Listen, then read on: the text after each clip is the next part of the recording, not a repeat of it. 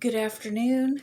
Once again, precious friends, we are back in my kitchen again, as I promised, for the first of a series of videos on my oven braised ribs. I can't do it all in one video because I still haven't mastered the art of video editing, but I'm gonna just film it in 3 smaller videos because the ribs have to be rubbed and sit overnight.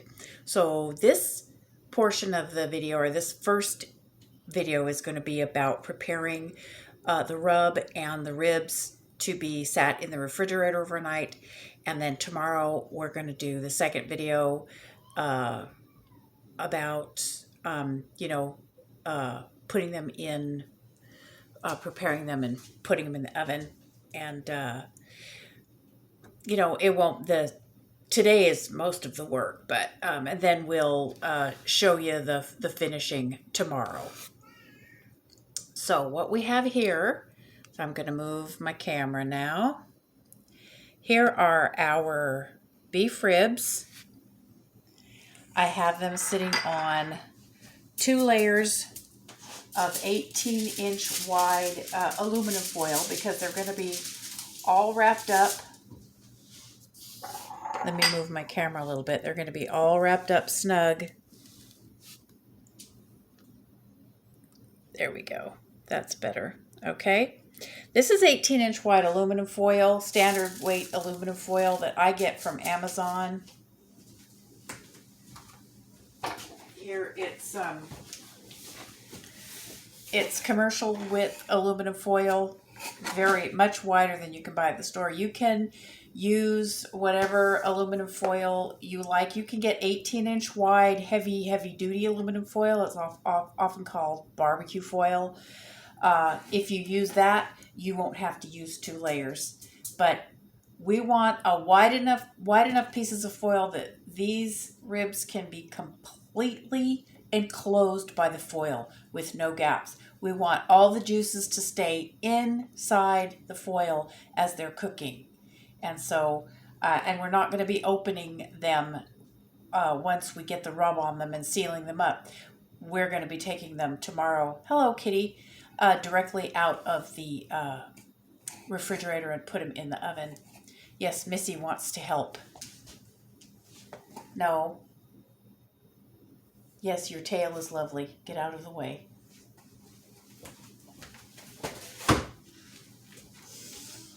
She thinks that she needs to be fed. Go on. Get. Thank you. All right, so here is our ribs. I have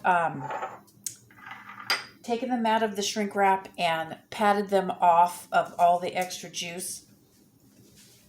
And next thing I want to show you, I've already done this to one set of ribs, but what we're going to do is, I need to move this so that you can see it a little more easily.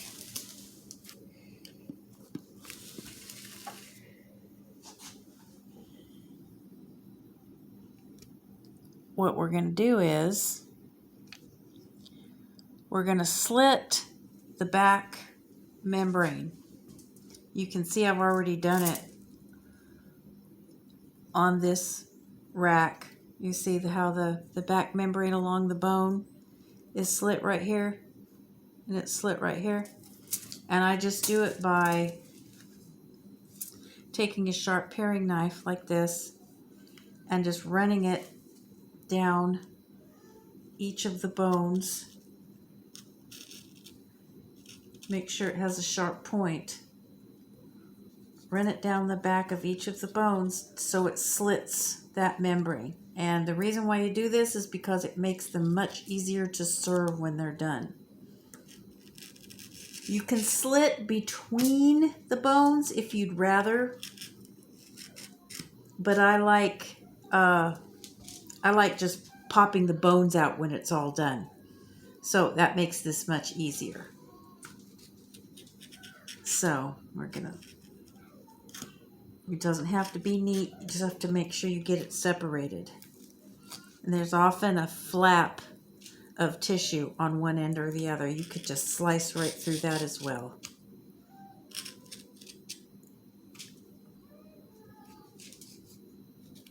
There we go. Now there's a nice slit. Be careful doing this on your foil. You might want to do this on a cutting board. You can see how the membranes are slit open now. I hope you can see. Anyway, so that's that. Now we're going to take this paper towel off that we've been using to keep things dry and neat. And we're going to lay these right in the middle of our foil. And you want to make sure your foil is wide enough so that it will fit close, all the way and close your ribs and have enough to crimp over. Okay, so make sure your foil is long enough. You're going to need at least twice the width of your ribs. You see right here?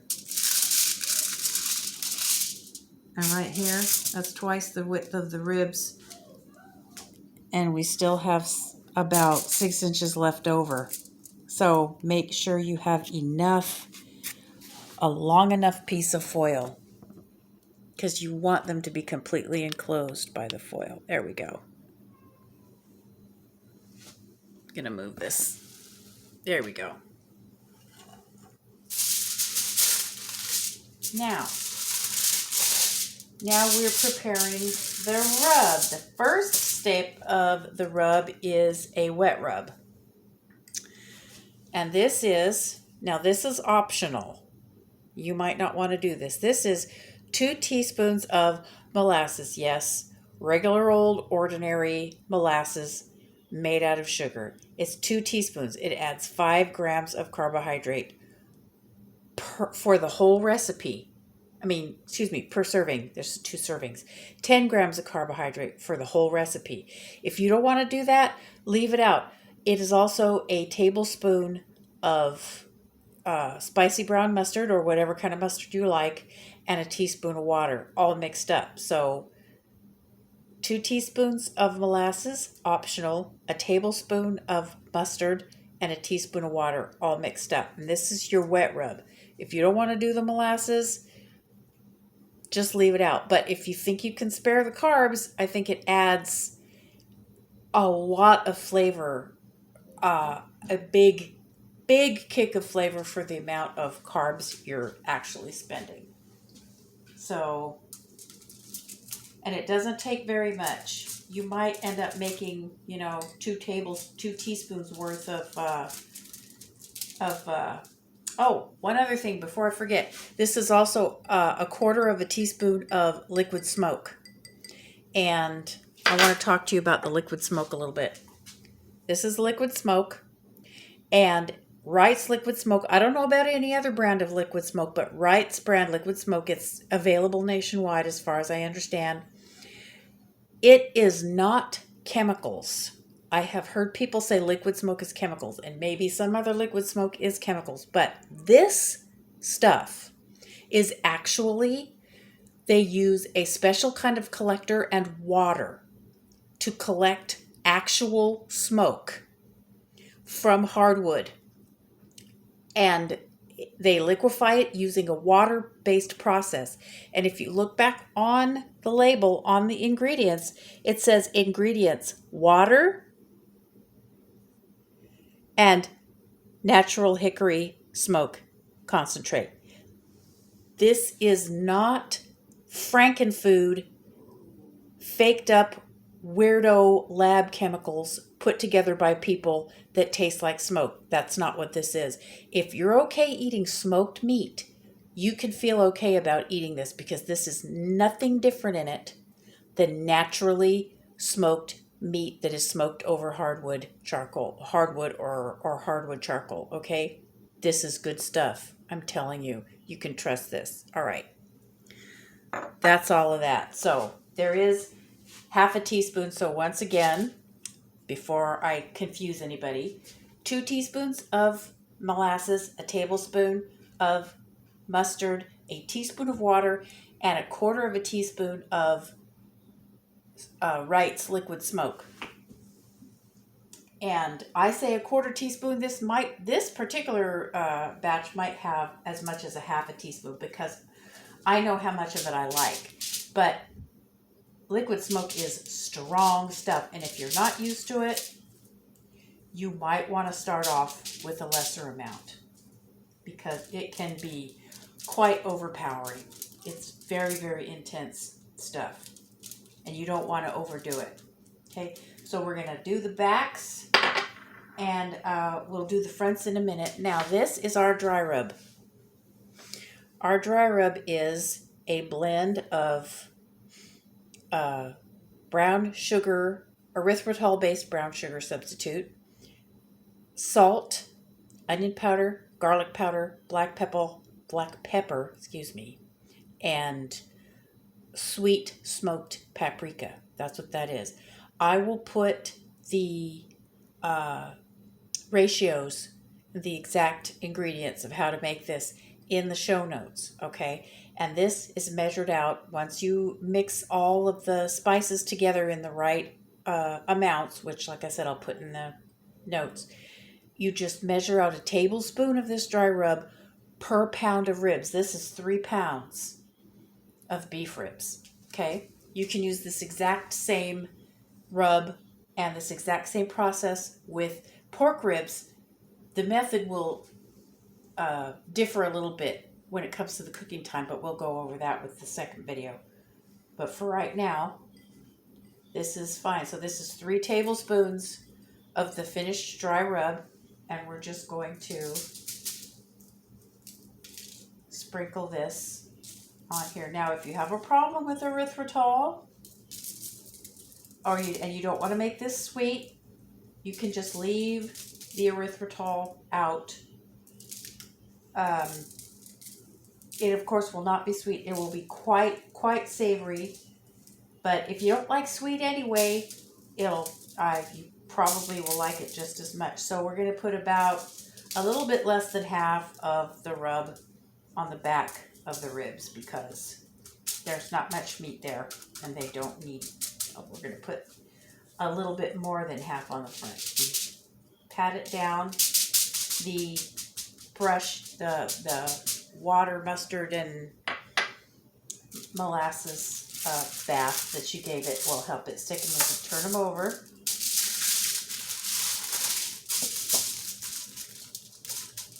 Okay. And I like to do the back first, simply because I already had the back up to slit the membrane. So there's no reason to turn them any more than necessary. And now we're going to finish basting with our wet rub. And I have just about enough. You want to put a little bit extra wet rub and a little bit more dry rub on the fronts than you do on the backs, because the front is where all the meat is. Okay, so we do have a little bit left over.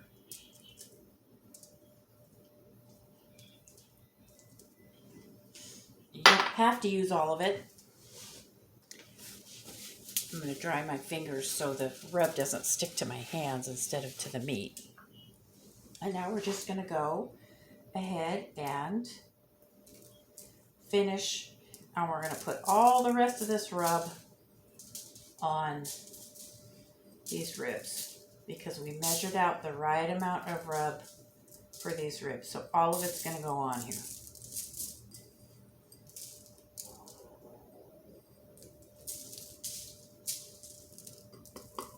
Everything. So there we go.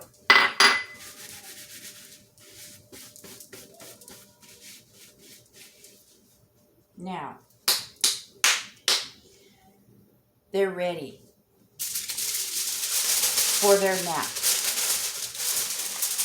So what we're going to do now, we're going to take our, and we're going to be very, very careful not to allow any of the bones. And you'll notice I put the meaty ends of the ribs pointing out and the pointy ends of the ribs, the sawed off ends of the ribs that tend to be pointier in towards each other. So, because what we want to do is we want to avoid piercing or breaking the foil. So bring the foil up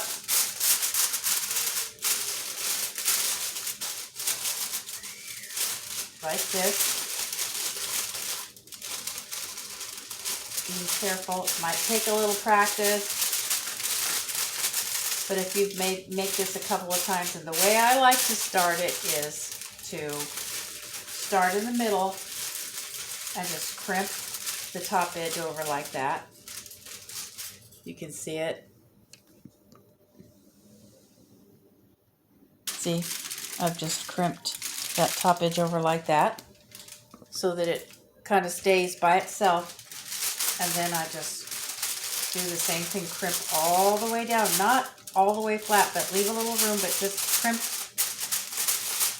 down, because you're going to want to roll it. You're going to want to roll it up, and you're going to want it to roll a couple of times. So there's one, and then fold it over again.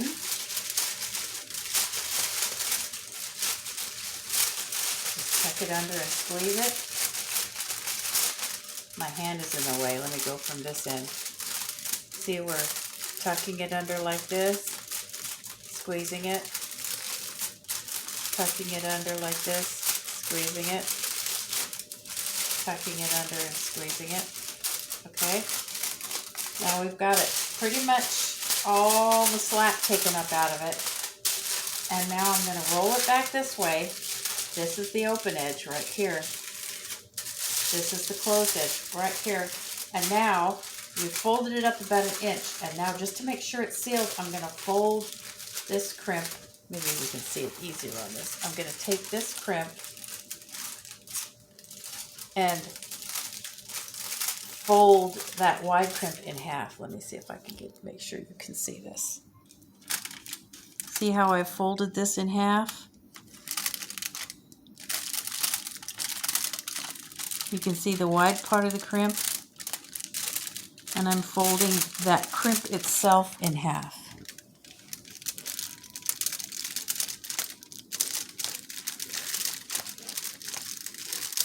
All the way down, because you want this really well sealed. You don't want anything leaking out. We want all of the lovely lusciousness of the pork ribs to remain inside the crimped foil. So now that we've got that done, I'm going to really crimp this down, press down. Not so hard that you pierce the foil. Don't use your fingernails. Avoid your fingernails. Use the flat of your fingertips. But just press that down so it's nice and crimped. Now, we're going to do the ends. Okay? See, watch this. Take the top part and then feel where the ends of the ribs are and just kind of cut that up like this. Flatten this part out and then fold this in like corner down, kind of like you're making a bed. Okay? Just like that. So you have sort of also like wrapping a Christmas gift. And then fold up, crimp, fold up one more time, crimp, and then fold up one more time, crimp. That's all nice and done. Now we're going to do the same thing over here. Tuck this right down, nice and tight, nice and snug against where the ribs end up. See, just like that.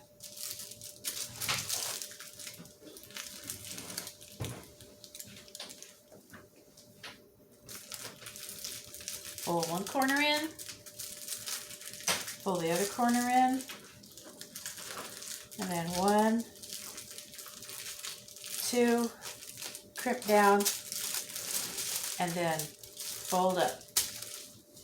And it's ready for bed. Now we're going to get, oh, excuse me. We're going to get a sheet tray. You can use whatever you want. Sometimes these do leak despite your best efforts, so I like to put it on a tray. And this is going to go in the refrigerator overnight. Okay, so this is ready we're done for step 1. I'm going to make another video tomorrow, and I'll probably publish both of them at the same time. And we will see you soon.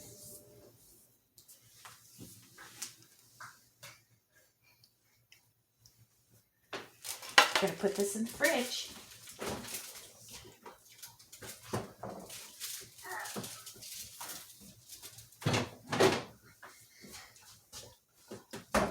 Okay. All right. There we go. I hope the lighting in here wasn't too bad. We will see you tomorrow for the remaining of the exciting oven braised ribs recipe. All right. Love you all. Peace, love, and meat. Bye.